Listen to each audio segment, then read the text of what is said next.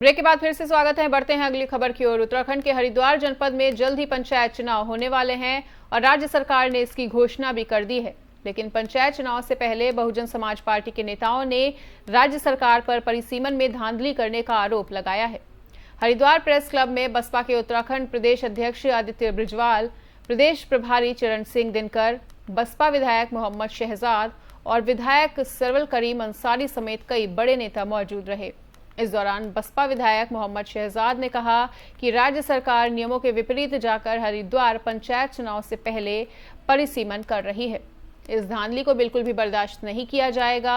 वहीं प्रदेश प्रभारी चरण सिंह दिनकर ने कहा है कि भाजपा सरकार को पंचायत चुनाव में हार का डर सता रहा है, इसलिए सरकार हरिद्वार में चुनाव कराना ही नहीं चाहती। अब कोर्ट के आदेश पर चुनाव होने वाले हैं तो सरकार परिसीमन में नियमों के विपरीत कार्य कर रही है।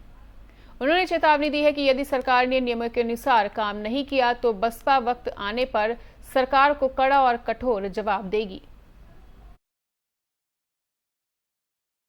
सरकार यहां पर चूंकि कमजोर है, सरकार जिला पंचायत में एक भी मेंबर जिताने की स्थिति में नहीं है, इसलिए टालम टाल करती रही। पहले तो वो चुनाव नहीं कराना चाहती थी।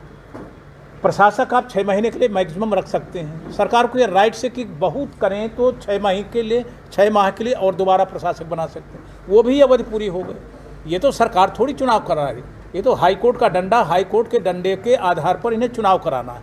और जब चुनाव कराना है, मजबूरी है सरकार के सामने। मांगने सरकार से मांग है कि नियमों के अंतर्गत काम करे। सरकार से मांग करने नहीं आए। सरकार जो नियमों के खिलाफ, विधि के खिलाफ कार्रवाई कर रही है, उस पर लगाम लगाए और सरकार विधि व्यवस्था के में ही चुनाव कराए। ऐसा अगर वो नहीं करते हैं, उसका कड़ा जवाब दिया जाएगा, माकूल जवाब दिया। परिसीमन हो चुका, दूसरा जियो कर दिया, पूरे जिले का होगा। पहला जियो कैंसिल नहीं किया, पहले तो पहला जियो सरकार कैंसिल करे और ये भी बताए कि पहला आरक्षण का जो इन्होंने जियो किया था, आरक्षण स्थगित हुआ था, ना कि परिसीमन स्थगित हुआ था।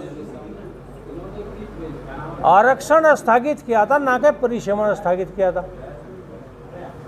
तो जहां से स्थगित किया वहां से शुरू करोगे ना, या 50 साल पीछे करोगे? बिल्कुल धांधले का आरोप है, आरोप सिद्ध करेंगे। सरकार अब पंचायत चुनाव तो हाईकोर्ट ने कह दिया कराने पड़ेंगे, लेकिन परिसीमन कानून के अनुसार हो।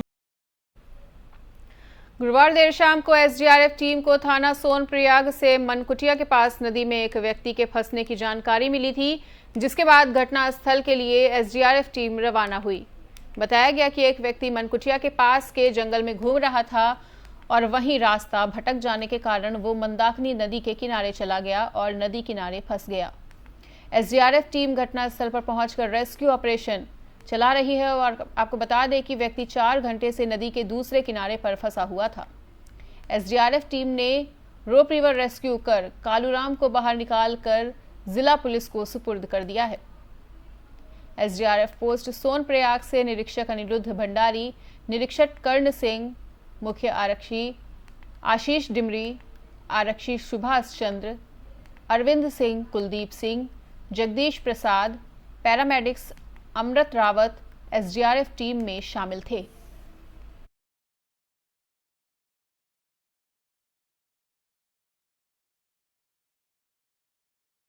राष्ट्रीय राजमार्ग पर इन दिनों नारायणबगड़ बगोली के बीच सड़क चौड़ीकरण का कार्य युद्ध स्तर पर चल रहा है, जिसके चलते अधिकतर स्थानों पर पहाड़ कटिंग का कार्य चल रहा है। आपको बता दें कि गुरुवार को अचानक चट्टान खिसकने से सड़क मार्ग पर भारी मात्रा में मलबा व बोल्ड आ जाने से हाईवे बंद हो गया और इस दौरान वहां से गुजर रहे वाहन व बारात की गाड़ियां फंस गई। आपको बता दें कि बारात नारायणबगड़ के झिंझौड़ी गांव से आदि बद्री के रंडोली गांव में जा रही थी, वो भी फंस गई और बारात की कुछ गाड़ियां नारायणबगड़ से परखाल होते हुए कफार तीर सड़क मार्ग से नलगांव तक करीब 45 किलोमीटर की अतिरिक्त दूरी तय कर हाईवे पर पहुंची और तब जाकर अपने गंतव्य को उन्होंने रवाना किया। शेष बारात की गाड़ियां बारातियों को लेकर वापस गांव लौट गईं और देर शाम 5:30 बजे तक भी यातायात बहाल नहीं हो सका था। वाहनों की लंबी कतारें लगी हुई थी और बीआरओ के मेजर शिवम अवस्थी ने बताया कि सड़क खोलने का काम तमाम कोशिशों के साथ चल रहा है और देर शाम 7 बजे तक यातायात बहाल कर दिया जाएगा।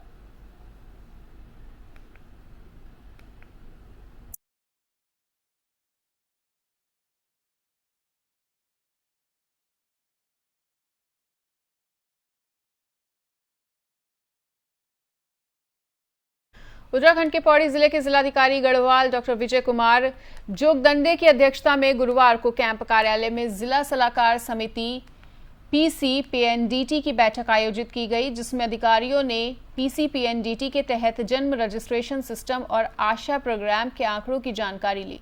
उन्होंने निर्देशित किया कि वो विकासखंड वार सही रिपोर्टिंग कर सही आंकड़े प्रस्तुत करें। वर्तमान में सेक्स रेशियो में काफी सुधार आया है, जिसमें 952 की संख्या हुई है। उन्होंने संबंधित अधिकारी को निर्देशित किया कि अल्ट्रासाउंड सेंटरों में मानक के अनुरूप कार्यवाही करें और कहा कि हर माह टॉक शो करवाएं। जिलाधिकारी ने संबंधित अधिकारियों को निर्देशित किया कि सभी पंजीकृत सरकारी अस्पताल और निजी सेंटर को अपने स्तर से बताना सुनिश्चित कर दें कि जहां एक्टिव ट्रैकर डिवाइस नहीं लगे हुए हैं या खराब हो चुके हैं, वहां 1 माह के भीतर अनिवार्य रूप से एक्टिव ट्रैकर डिवाइस लगवाना, नियमित मॉनिटरिंग करना भी सुनिश्चित करें। जन जागरूकता हेतु कार्य योजना बनाकर कार्य करें।